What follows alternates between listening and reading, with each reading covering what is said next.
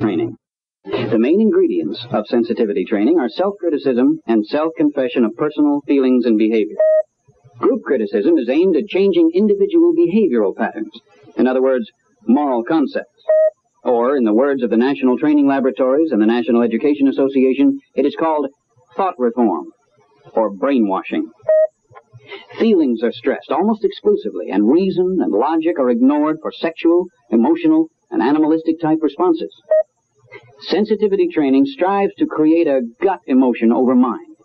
To do this, the psychodrama is sometimes used so the participants can act out their roles of parent, hummingbird, cat, or whatever the group might wish him or her to be. To further heighten the anti-intellectual emotion over mind response, self-awareness is used. Feeling therapy, nude therapy, marathon therapy, nude bathing, and other group remedies are prescribed as a cure for all of society's ills. One of these emotional binges is called under the blanket, where participants are told to go under the blanket and remain quiet for 5 minutes. Then, without talking, they are to encounter one another. They are instructed to allow their desires to run rampant and let natural actions or reactions occur.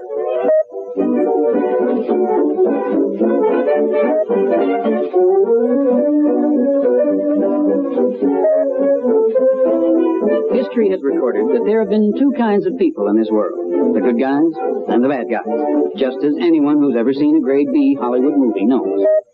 The bad guys are always looking for ways to destroy the good guys. Throughout history, they have hatched rotten plots to carry out their devious means.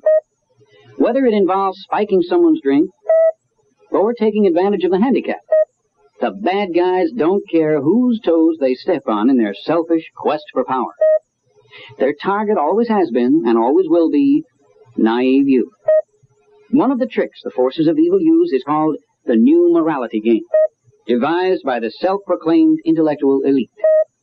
This game works by telling young people that they are the most intelligent generation in the history of mankind, thus creating a generation gap. Hypnotic music creates an atmosphere where the unwary can be tempted to indulge themselves. The most important thing is to get this generation to be pleasure seekers. The youngsters may rebel at first because of the puritanical ethic of their middle-class upbringing. But if you get them to take that first one, the rest comes easy. And for the more naive, there are those strange-smelling cigarettes from below the border. Once you've got the youngster high, they will seek these kinds of experiences at every opportunity, creating a generation which is pleasure-bent, self-indulgent, or, as Dr. Timothy Leary says, a hedonistic society. This theme being promoted as the new morality over and over in the press, in the movies, on radio, on television, is designed to place a whole generation on one big orgy. And when they've indulged themselves to capacity, the bad guys will sock it to them. This time, the villains aren't going to settle for the heroin or a mortgage on the modest cottage. They're after real money and power. How far has this devious plot gone in this country? One wonders at some of the things going on around us. The increase of the use of narcotics in this country has alarmed many people. Sexual promiscuity, with a corresponding rise of venereal diseases, has been a cause for grave concern. And you can understand why when you see this baby born with syphilis. Racial tension has caused alarm. Who can forget the specter of Detroit and Watts? America is a problem-solving nation, accustomed to solving problems with immediate solutions. And the answer being presented today to all of these alarming problems facing our nation is sensitivity training. The cry comes up, is this just one more devious plot by the forces of evil to destroy good? Or is this the first step to a world of peace and utopia? Let's look at the facts. Sensitivity training has its roots in the conditioning experiments conducted by Ivan Pavlov, the Russian physiologist. Pavlov's famous experiments demonstrated how dogs were conditioned to salivate when a light was flashed on. What is less known is that Pavlov conducted the same kind of experiments with human beings, showing that human behavior could also be conditioned. The Russian communists found an immediate political use for this new scientific knowledge. They used Pavlov's conditioning principles as a means to control the mass. Through Bolshevik self-criticism, we will enforce the dictatorship of the proletariat, was the cry of the Communist Party. Americans learned just how well this communist technique worked during the Korean War. Never in the history of the United States military service has there been such a breakdown among captured prisoners. Major William E. Mayer, a medical doctor and psychiatrist for the Army who was responsible for interviewing Korean prisoners upon their return, states, "The Chinese couldn't have cared less what you talked about, really. It was the function of talking, because very rapidly other soldiers began to stop smiling and start listening. Very rapidly the soldier who was talking got the feeling that he had gone too far. He had exposed himself too much. So, when 10 men would walk out of a self-criticism group, they would walk out in 10 separate directions, divided like sticks in the Old Testament that you can break so easily when they are apart, but are so strong if they are together." After these well minds were made sick, the Red Chinese were able to have as few as 6 men guard 600 American prisoners. For the first time, the U.S. fighting man did not try to escape his captor, and 30%, rather than face this bewildering experience, simply rolled over and died. If the Germans had used the same principle during World War II, there would be no such program as Hogan's Heroes on television. The loyalty and cooperation, the will to win that makes up the plot of the Saturday night television show was completely destroyed in Korea by the Red Chinese version of sensitivity training. The few Hogan's Heroes of Korea, those fighting men who had strong religious or moral convictions, were called hopeless reactionaries by the Chinese and were separated from the others and placed under heavy guard. Sensitivity training goes by many different names: group dynamics, youth counseling, social engineering, encounter, self-evaluation, human potential workshops, human relations lab, the games people play, group analysis, T-group training, attack-in, interpersonal relations, management development, all are names for sensitivity training or brainwashing. Sensitivity training should never be confused with group therapy, which utilizes the strength of group interaction to help the individual rise above his problems. A good example of this beneficial therapy is the success of Alcoholics Anonymous. Ideally, this form of group therapy strengthens the individual and reinforces the convictions he already holds. This is why group therapy was popular in business and industry for leadership training, although this type of therapy is rapidly declining. Sensitivity training, or brainwashing, however, uses the group to criticize the individual's convictions and undermines them, if possible. In such a manner, it is possible through sensitivity training to subvert respect for parental authority, loyalty to country, religious and moral convictions, and the worth of the individual in making his own decisions. The present home base for sensitivity training in this country is the Esalen Institute in Big Sur, California, where group confession, self-awareness, touching, crawling in piles, nude marathons, shoulder dances, and other such programs are advocated as the answer to all of society's ills. Esalen would tax the imagination of even the most creative Hollywood writer. The intrigue involved with the strange mixture of government financing and Ford Foundation financing, to mention two, and the related endeavors with publishers of pornography, radical leftist groups, the Peace Corps, elementary and high schools, colleges, churches, and the Sexual Freedom League would amount to an endless supply of plots devious enough for Alfred Hitchcock. To the majority of American people, it's almost impossible to think that some behavioral scientists, psychiatrists, marriage counselors, psychologists, and clergymen really take these programs at Esalen seriously. But, as the old cliche goes, there is a method to their madness. That method is to convince the naive that they are nothing more than animals, to encourage the young and gullible to be over-aware of sensual feelings, and to create an animalistic response of self-indulgence. Noted authority Dr. Hardin B. Jones, professor of physiology and medical physics at the University of California, tells us that sensitivity training leads to an animalistic mob response. Jones calls sensitivity training a powerful form of Pavlovian conditioning. Conditioning by which sexual and emotional types of response can be substituted for intellectual consideration. To understand why this is so important, let's use an example. Imagine yourself driving to work or to school. You're approaching an intersection and the light is red. Automatically, without thinking, you see the red light and your foot goes for the brake pedal. Your response is a conditioned reflex. Remember Pavlov and his dog experiments? Now, let's imagine the same situation. Only you reach the corner and the stop signal is out. You will react in one of two ways. If you're a sensible human being with the ability to reason, you would do the sensible thing. You would automatically step on the brake and come to a stop. But if you've been conditioned to have true animalistic response, you will keep your foot on the gas and try to go on through the intersection. How you respond in this situation depends on whether your subconscious alliance is to the Judeo-Christian ethic of the Ten Commandments and the Golden Rule, do unto others as you would have them do unto you, or whether you will subconsciously revert to animalistic self-indulgence and self-concern. Why is this so important? Because if you subscribe to the Golden Rule, you will stop, wait your turn, and allow one another to pass in comparative order. The traffic situation will resolve itself. But if you respond as an animal, concerned only with self, and others are the same way, you will all charge into the intersection at the same time, creating chaos. And the only thing that can clear the streets and regain order is, of course, the policeman, or the police state. We have not yet reached the point where all will be chaos when the stoplights go out. But how much longer will it be before a majority is conditioned to believe that the self should replace the Almighty? Sensitivity training seeks to destroy the self-restrained individual man and replace this with the animalistic, self-indulgent response of the group. Thanks to the ability to communicate on a mass scale, fads can sweep this country at an alarming rate. And sensitivity training has been enjoying the Madison Avenue cure-all promotion that would have put medicine men to shame. Business jumped on the bandwagon to create the corporation man. But the PhDs, behavioral scientists, psychologists, and psychiatrists met their match in the profit and loss sheet. Business has taken another look at sensitivity training and all its aliases. A recent article in the Wall Street Journal bears this out with their headline, "More Harm Than Good in Sensitivity Training." One example the article brings out tells about the executive who went to Esalen on his own hook and became so deeply affected by the experience that he quit his job.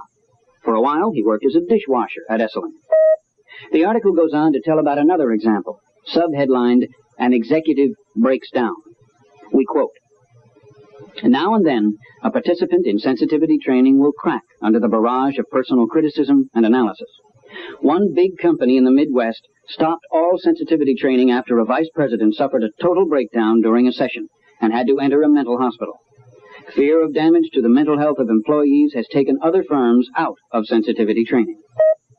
Sensitivity, regardless of its obvious danger, is being promoted as the immediate solution to the alarming drug problem in the United States. Let's look at just one exaggerated example of how sensitivity training is being pushed. The March 21st, 1969 issue of Life magazine is a classic example of slanted reporting, designed to promote sensitivity training to Life's more than 36.5 million readers. In this issue, the highlight article was about the drug problem in Fort Bragg, California. A glowing report of Fort Bragg's sensitivity training and group confession is presented as the solution to the drug abuse problem.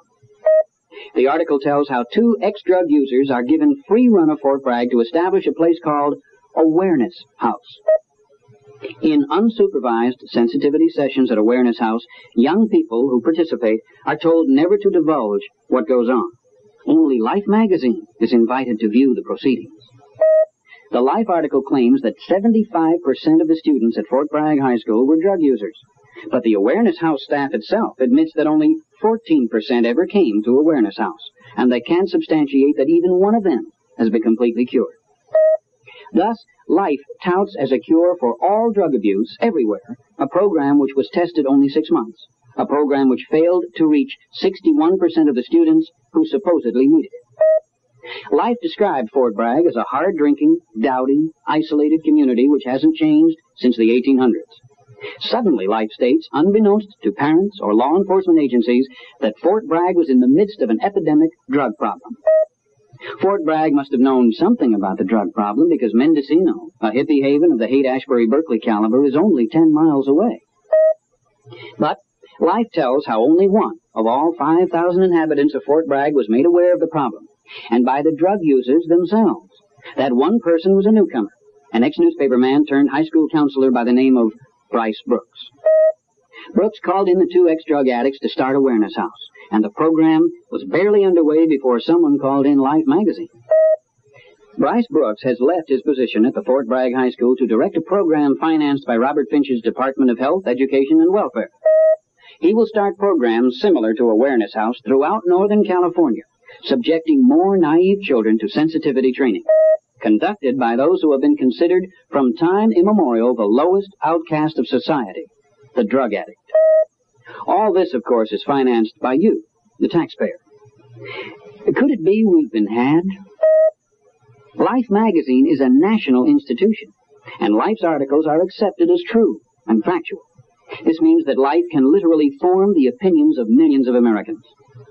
But what the average American must realize is that Life magazine is controlled by a handful of editors. A rather scary thought when you consider how many people this handful can influence. As an example of how the news media and the press create opinion, George Leonard, a senior editor of Look magazine, has stated, "Sensitivity training is the only thing that can save the world." When one considers the fact that Mr. Leonard also is vice president of Esalen Institute, it becomes obvious how one man's biased opinion can influence millions.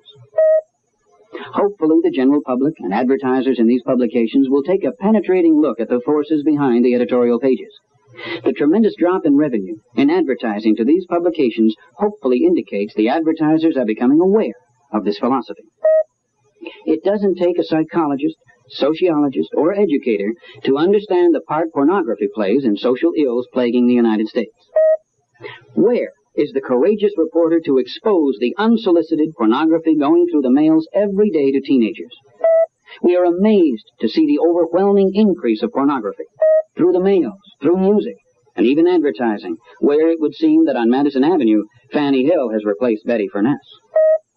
For an education in sodomy, incest, homosexuality, bestiality, masochism, pick up your newspaper and look at the films which are being shown at your neighborhood theaters. All of this is overlooked by the mass media as a contributing factor to the rise of promiscuity and the corresponding increase in venereal diseases. Instead, parents are portrayed as not having exercised their responsibility by teaching sex to their children. So now it becomes necessary for the government schools to provide sex education, which is based on the principles of sensitivity training, as the answer to this problem.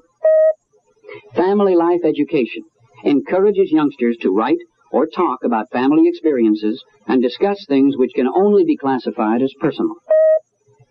To show how dangerous group confession can be and how it draws one into oneself, imagine yourself a teenage girl in a class on family life education which is confessing teenage sex habits. Wanting to be part of the discussion, she confesses how she becomes sexually stimulated by being kissed and petted in a particular way. Can you imagine what she can expect from boys on future dates? Psychologists emphatically warn of the dangers of a lay person conducting such group encounters. Parents in Evanston, Illinois, bear this out with their description of the results of sensitivity. One mother said her daughter became hysterical. Others said their teenagers were unable to sleep. One boy reported that after an evening stint of blanket crawling and bread passing, he found himself on a street several blocks from his house at 3 a.m. with no recollection of even getting out of bed. Perhaps you can understand now why prominent psychologists like Dr. Everett L. Shostrom warn, never participate in a group encounter with close associates.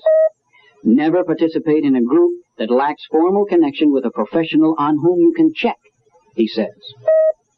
Both these warnings went unheeded during sensitivity training sessions financed by the federal government for 36 Darien, Connecticut teachers.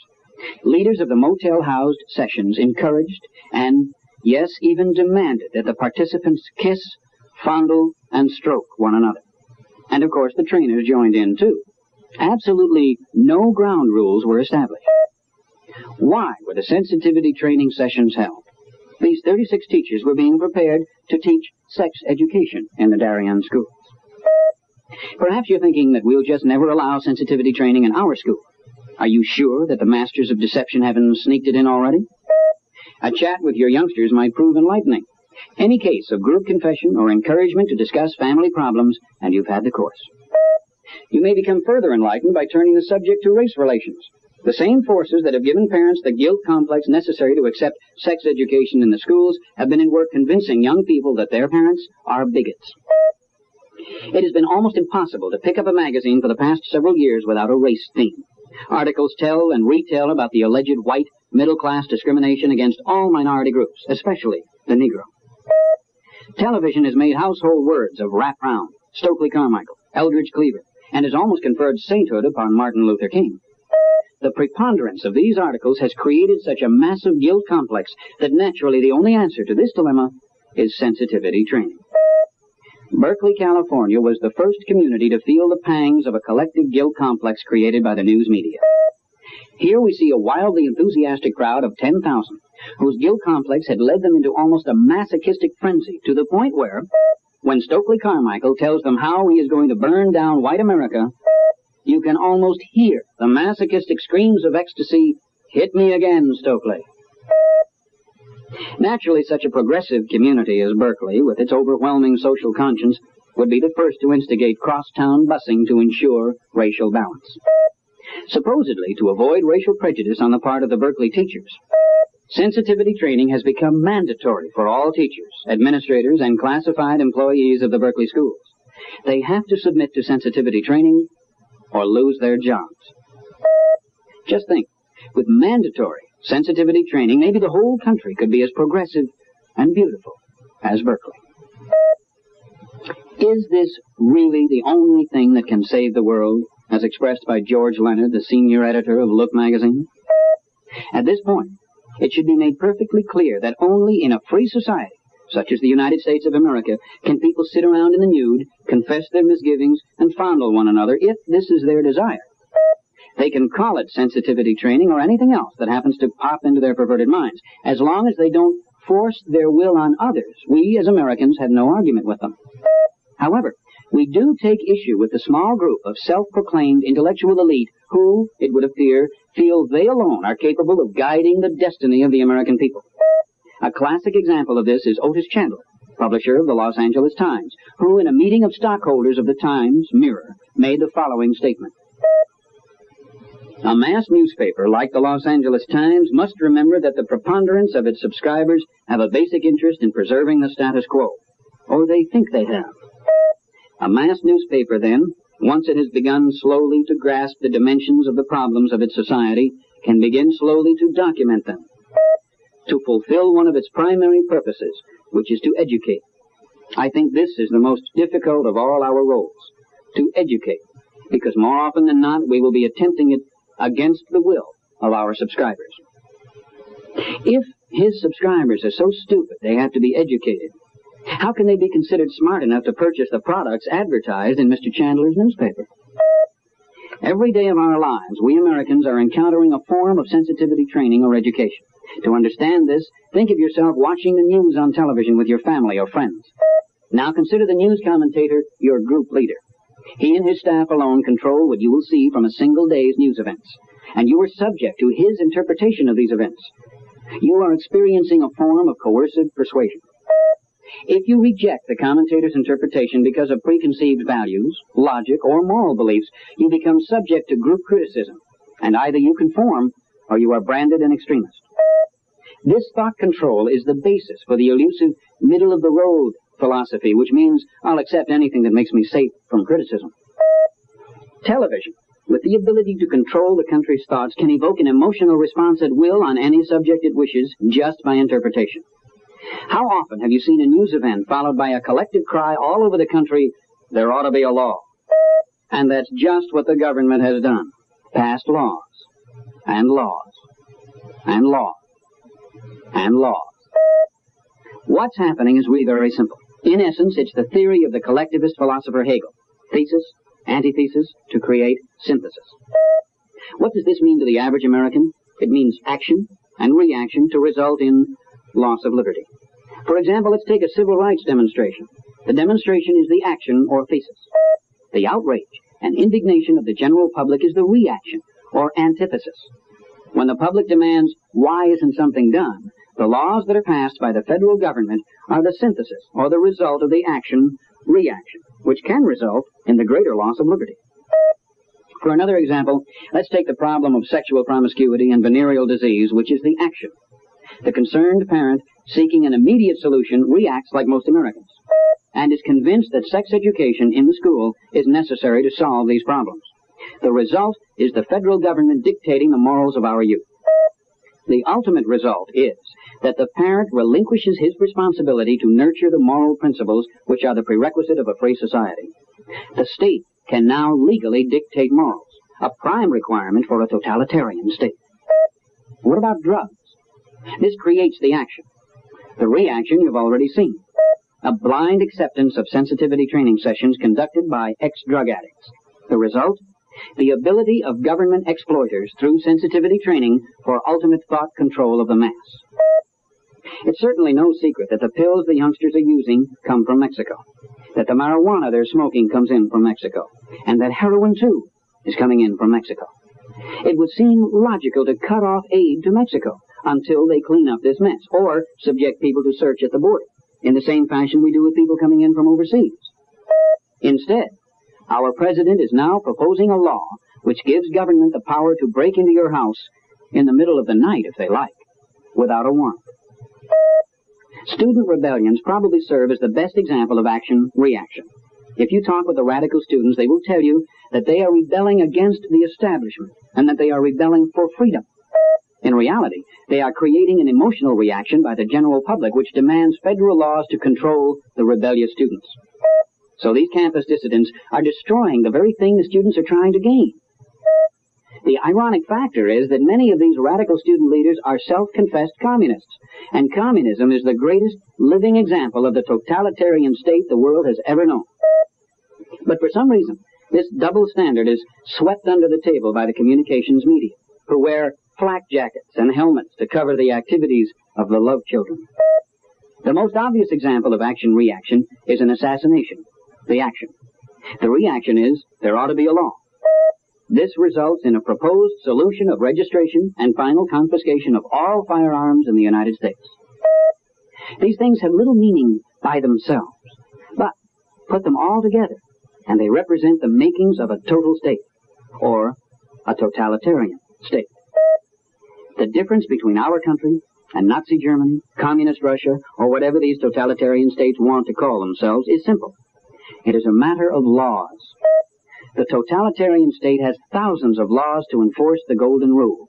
Do unto others as you would have them do unto you. Our country has very few laws because our country was founded on the Judeo-Christian ethic, in God we trust, not in man we trust. Our forefathers designed a constitution based on individual self-restraint and based on the premise that government is to serve the people. Government powers were limited to protect the people from having evil men gain control of our nation by creating a strong central government. 2/3 of the world today is ruled by a handful of men who use two simple methods to keep the masses in line: fear and force. The force is justified by laws and works very simply. Step out of line and you are shot.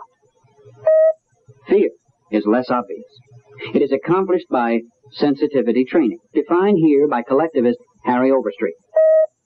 It is perfect because the individual has no real life outside the several collectives to which he belongs. And within any one of these, he can at any time, without warning, have his future put in jeopardy by having some fellow member accuse him of some deviation from the approved norm of behavior. What is at issue now is not the offense itself, but rather the manner of his response to group criticism. He is on the spot, alone.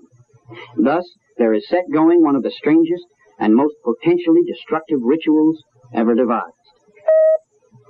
The lesson we as Americans must learn from the rise to power of these dictators is that it was the conspiring of the rich and the intellectual elite that brought the dictator to power, not the people. In the name of the people, in the name of the common good, they justify their wars, atrocities, deception, and cunning.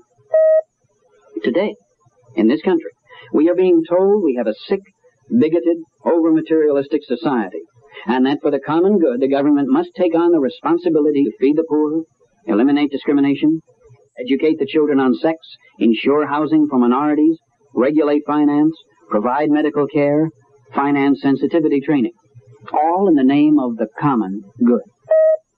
Not too many years ago, a madman in Germany wrote a book called Mein Kampf, in which he told the world how, through the use of psychopolitics, now called sensitivity training, he could capture the minds of a generation of German youth, and with them, conquer the world. Nobody took him seriously. How many people today take seriously the anti-religious, humanistic forces at work in this country promoting sensitivity training? It took Hitler's youth informing on their parents to shock the world into realizing how successful were the ideas of this madman. But then it was too late. If the forces of evil are successful in this country, this child may never know freedom, may never know individualism. She may be in constant conflict with those who love and care for her. This child can be the tool to bring radical change to our form of government, to our family structure. Our Supreme Court has made it illegal to pray in the classroom. Rather, our young people are being educated about sex without morality, reaching for sensation without responsibility, so that when chaos is created by a handful of militants, they will react like animals. Or, if you will, when the stoplight goes out, it will be every man for himself. And out of the chaos that is created, the only thing that will restore order will be the inevitable police state.